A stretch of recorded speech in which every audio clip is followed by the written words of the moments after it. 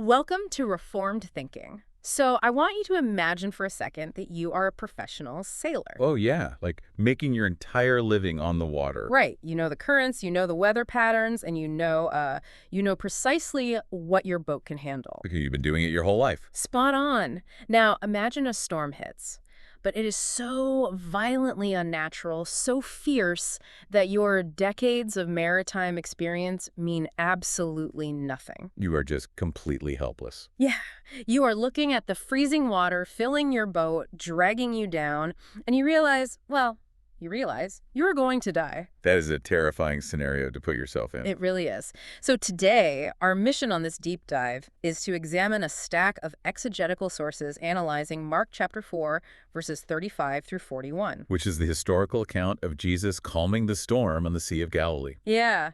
And, if you grew up around a church, you might have this kind of sanitized image in your head. Oh, like the Sunday school flannel graphs? Yes.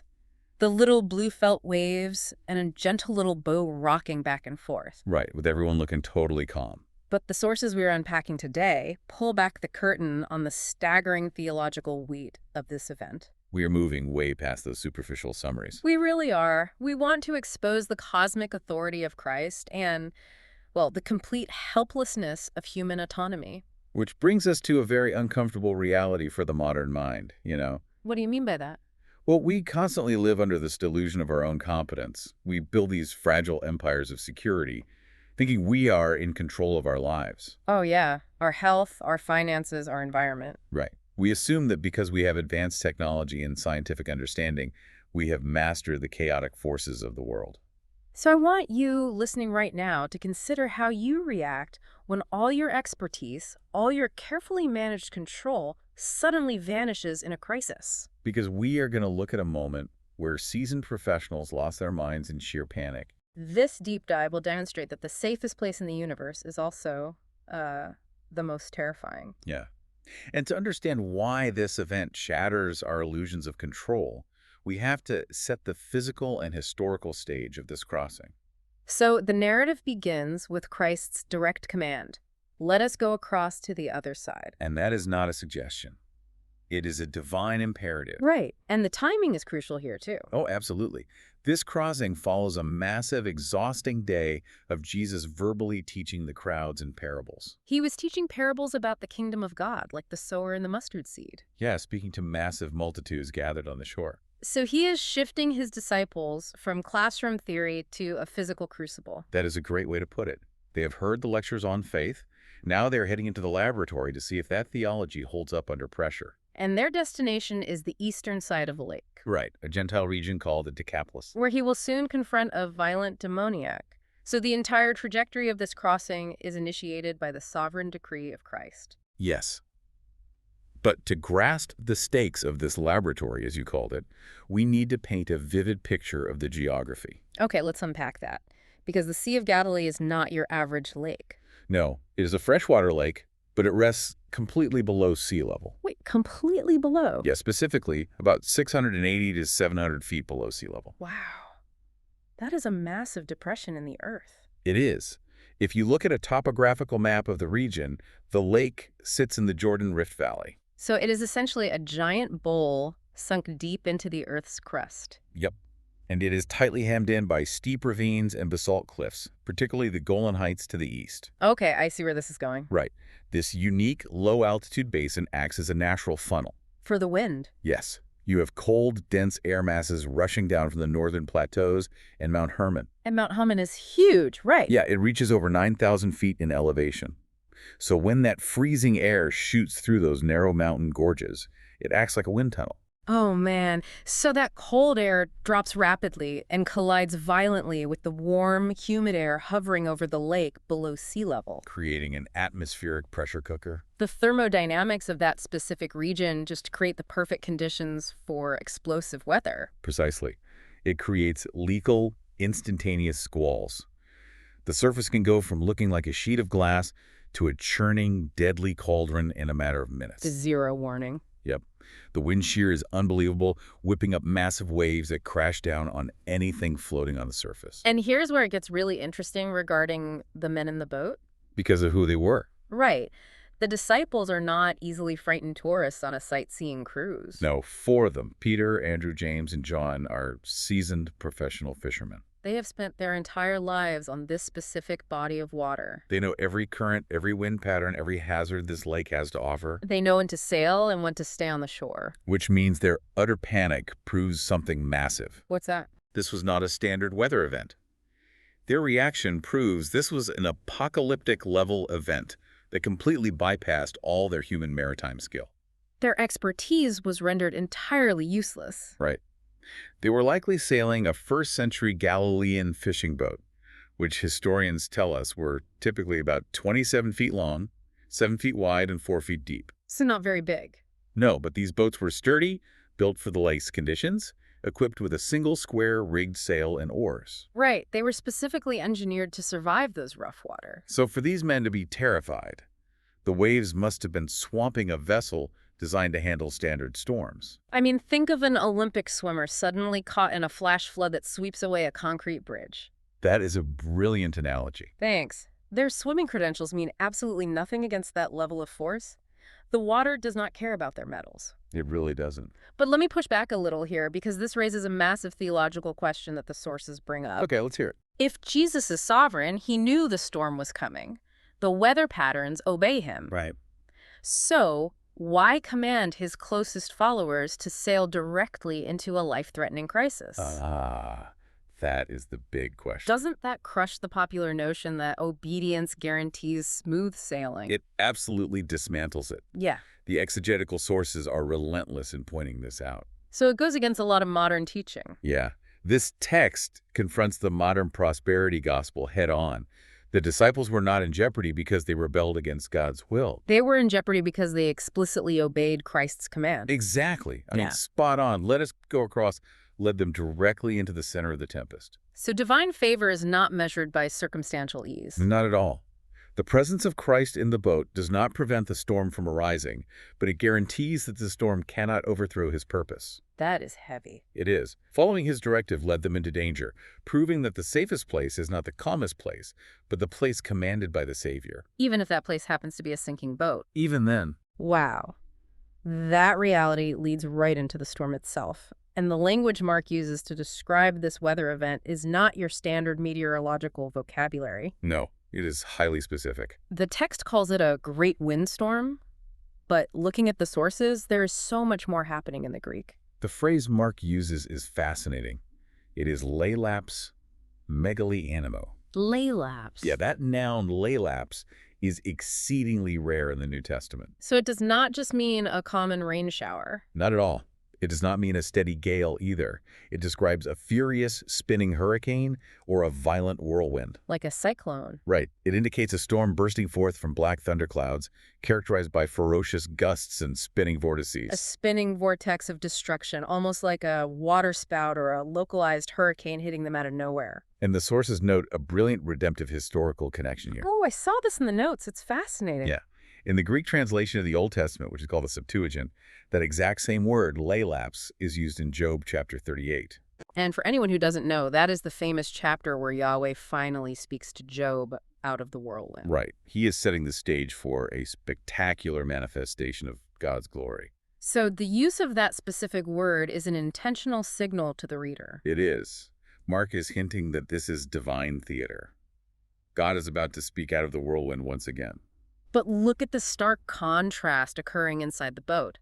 While this violent kinetic energy is swamping the vessel, where is Jesus? He is in the stern, asleep on a cushion.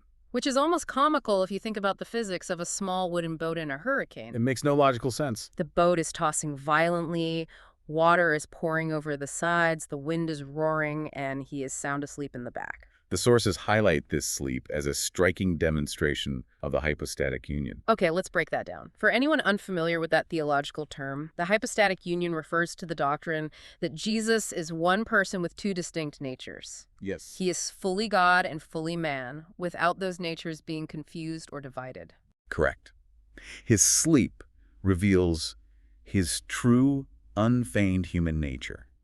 He's experiencing genuine physical exhaustion after pouring himself out in ministry all day.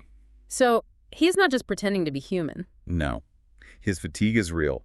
The human body of Jesus required rest, just like ours does. But, it goes beyond just being physically tired. You cannot sleep through a hurricane just because you had a long day of public speaking. I certainly couldn't. Right. The adrenaline alone from the boat pitching would wake up any normal person. And that brings in the second layer of this contrast. This sleep also demonstrates perfect, sinless trust in the Father's sovereign decree. Because Jesus knows his hour has not yet come. He knows the physical elements are bound by eternal decrees, and he rests in perfect submission to the providence of God. Connecting this to the broader biblical narrative draws a staggering parallel. Oh, the Adam contrast. Yes. Think about the Garden of Eden. Right. The first Adam was in an environment of total safety, absolute abundance, with no threats of any kind, and yet he failed to trust God. He rebelled. He had everything going for him. Exactly. Spot on. Now look at Jesus, the second Adam. He is in an environment of lethal danger, utter chaos, a boat rapidly filling with freezing water, and he is trusting the Father perfectly. That is a brilliant contrast. Where the first Adam panicked and grasped for control in a paradise, the second Adam rests in complete submission in a hurricane. But Christ's perfect peace is entirely misunderstood by the terrified disciples. They do not get it at all. And that leads to a desperate and frankly sinful confrontation. We enter the anatomy of unbelieving panic. It is a dark moment for them. The disciples wake Jesus, but they do not just ask for help. They wake him with a biting, accusatory question. Teacher, do you not care that we are perishing?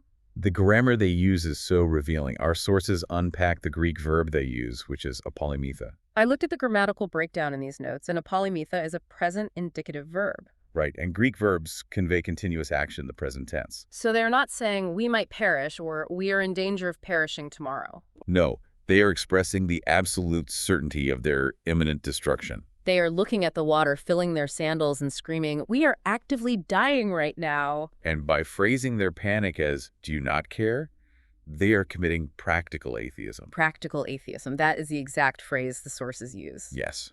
They are allowing their circumstantial terror to dictate their theology. In their panic, they accuse the sovereign creator of the universe of moral indifference. They assume that if God actually cared about them, he would act according to their immediate timetable and their personal preferences. Basically saying, if you loved us, you would be bailing water with a bucket, not sleeping.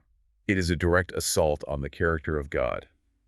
And the sources bring in some startling statistics to show how incredibly relevant this specific failure is to you and me today. Right, because we might sit here and judge the disciples for their lack of faith, but look at our own culture. We are not much different. The data cited in the research shows that over 31% of U.S. adults will experience an anxiety disorder at some point in their lives. 31%. That is massive. Furthermore, antidepressant prescriptions have surged by 400% in recent decades. The secular world is drowning in clinical panic. And the exegetical sources argue this is because modern society relies entirely on fragile illusions of autonomy while simultaneously rejecting a sovereign creator.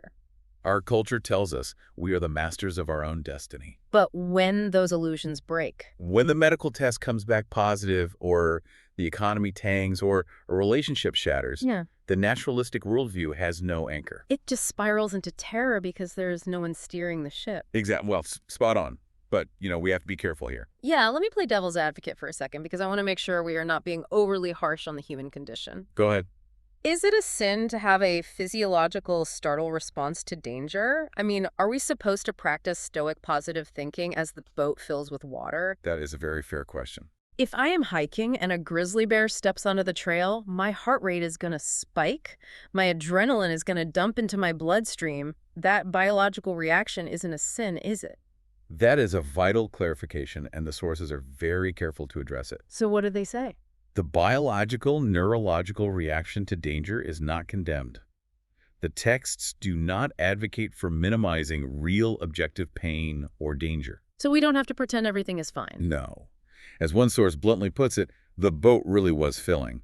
Faith does not require pretending circumstances are harmless. You do not have to smile and say the bear is friendly. So noticing the storm or feeling the physical rush of fear is not the issue. Correct. Furthermore, the sin is not waking Jesus. Right, because prayer and crying out in distress to God are good and right. The Psalms are full of desperate cries for help. The sin is the accusation.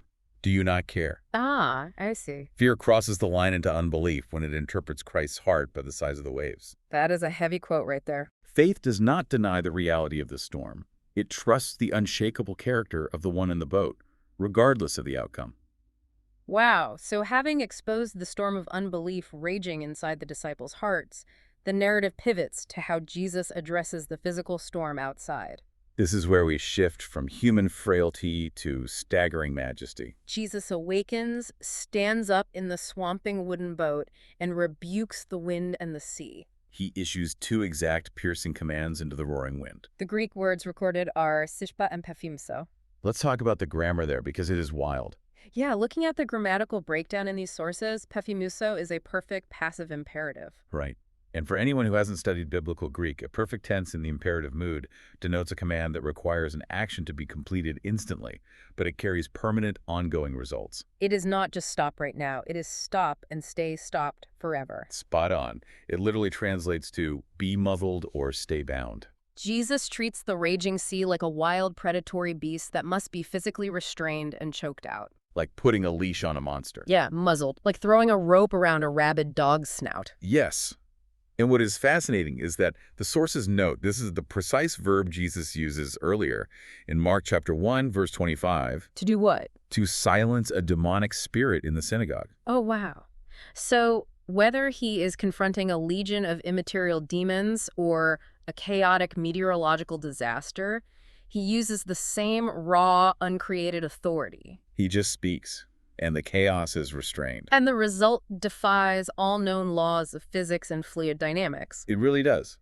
The sea does not gradually subside, which is what water naturally does after a severe wind dies down. Right. We have to talk about the physics here. We do. In fluid dynamics, there is a concept called fetch. Fetch? Yeah, which is the distance wind travels over open water to generate waves. The wind transfers its kinetic energy into the water. Right, it builds up over time. So if you turn off a massive industrial fan, the blades still spin for a while due to momentum. If a hurricane stops blowing over the ocean, the water still churns and rolls for hours, sometimes days, turning into swells that travel for miles. Because the energy has to dissipate gradually. It has to bleed off. But here, Jesus speaks, and all kinetic energy is instantly deleted.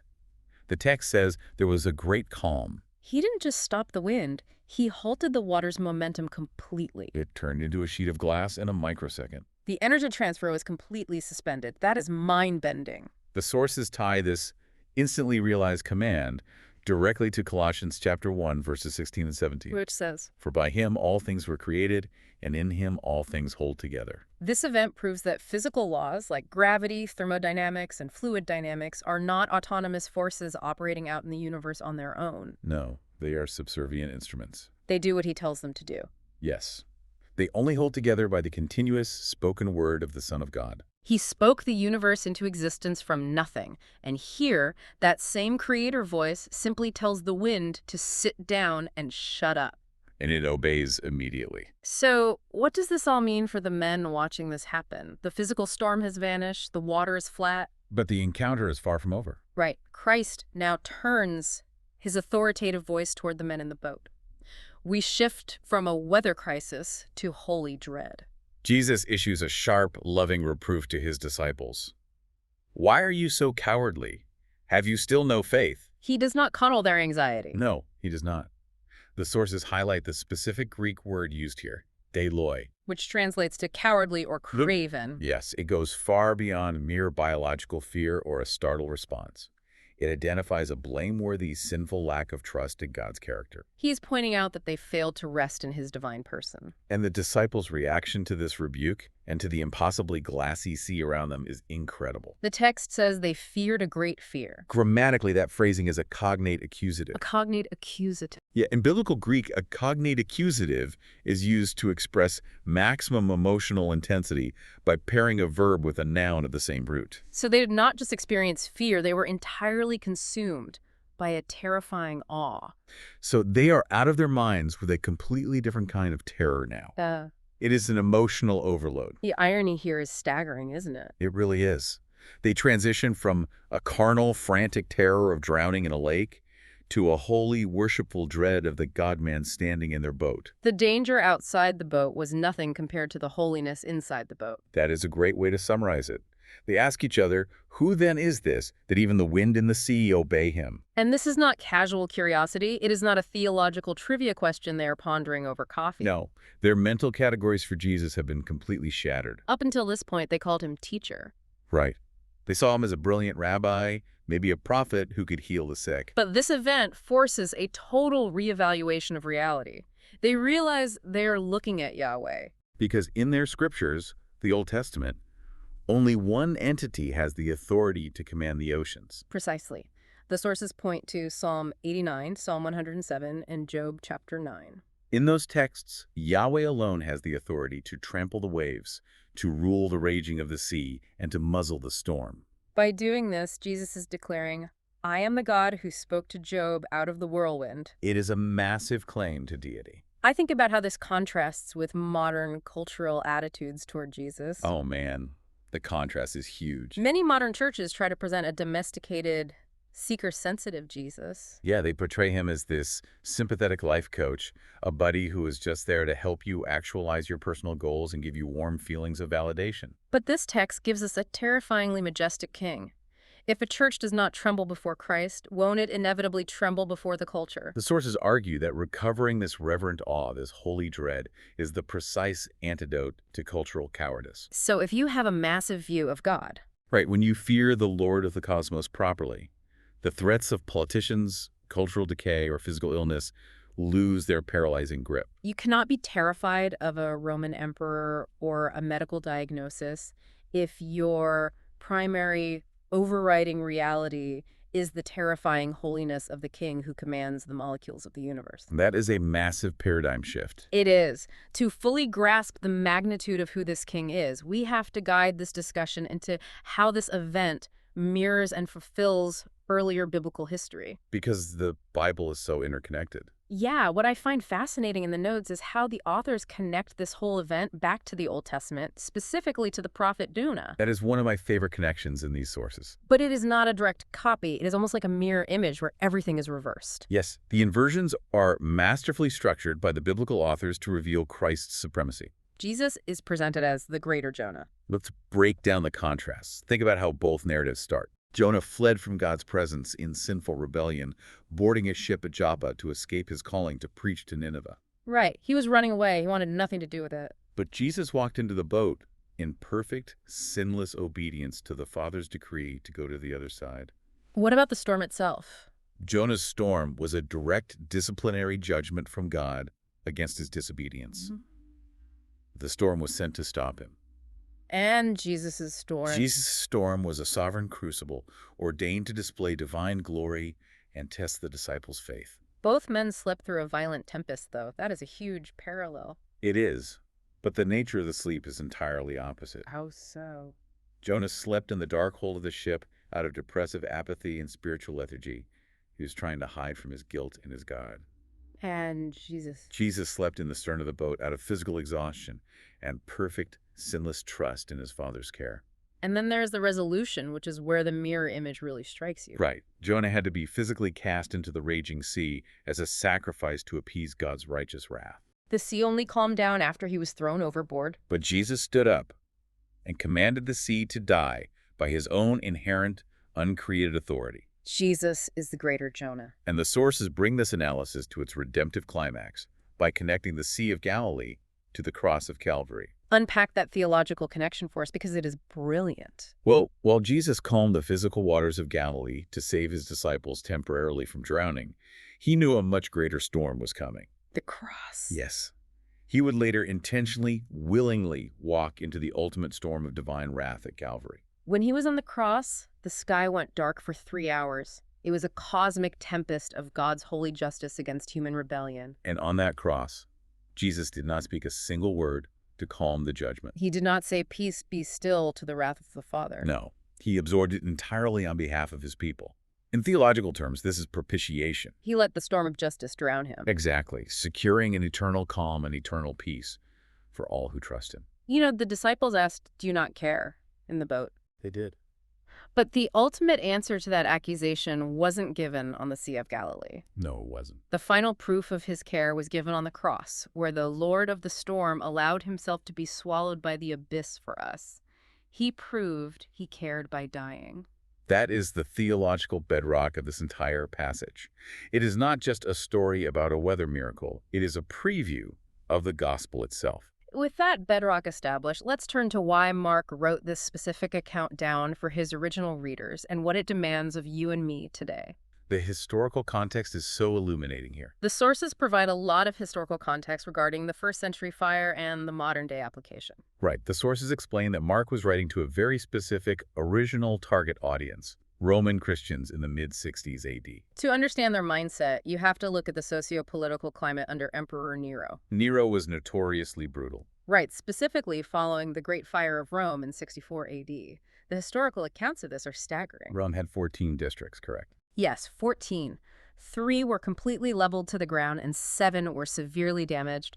The city burned for 6 straight days. And the population was furious. Oh, beyond furious. There were widespread rumors that Nero himself ordered the fire to be set so he could bypass the Senate and rebuild the city according to his own architectural vanity. To deflect this massive public anger, Nero needed a scapegoat. And he chose the Christian community, which was already viewed with suspicion because they refused to participate in the Roman pagan cults. The Roman historian Tacitus details this in his annals.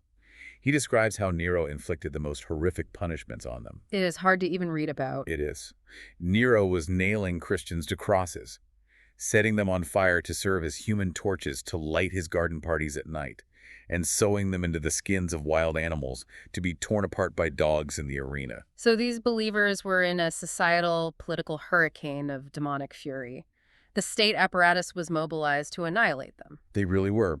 And for these persecuted, terrified believers, Mark's gospel, and this text in particular, was a lifeline. Because it proved to them that the beastly, murderous might of the Roman Empire was not a rogue wave operating outside of God's control. Rome was just a temporary wind. And like the wind on Galilee, Nero's empire was subject to the verbal muzzle of Jesus Christ.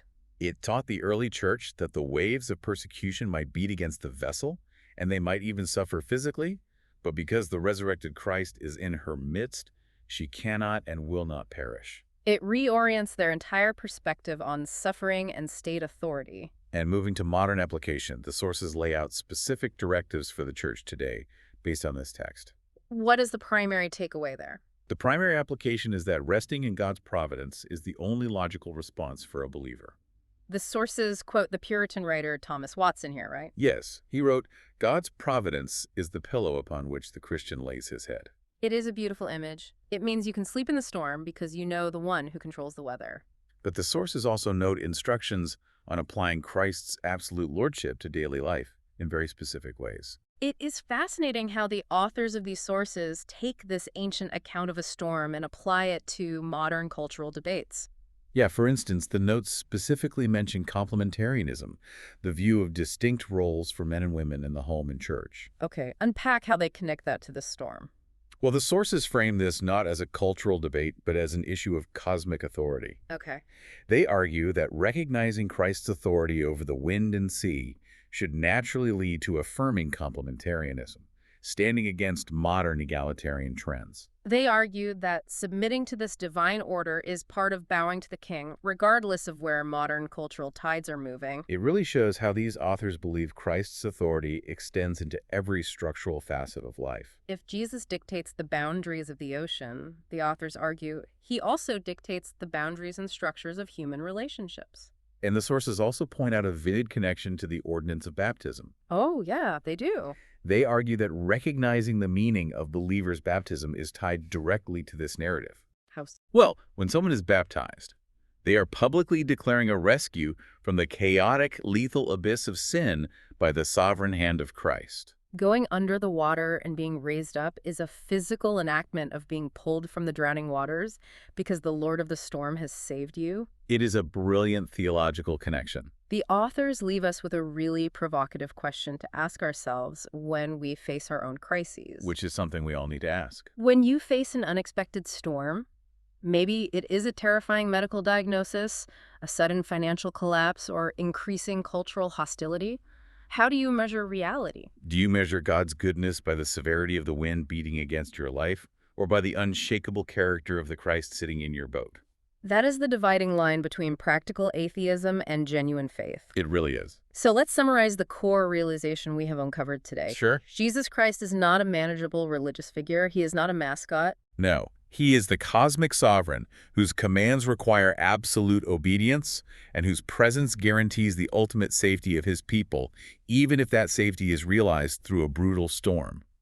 He is a savior who is tender enough to sleep in our boat, but terrifying enough to muzzle a hurricane with a single word. We spend so much of our lives praying for the wind to stop. We really do. But what if the storm you are begging God to remove is the very instrument he ordained to show you a facet of his glory you could never see from the safety of the shore? That is a thought to chew on for a long time. It is. Thank you for joining this deep dive on Reformed thinking.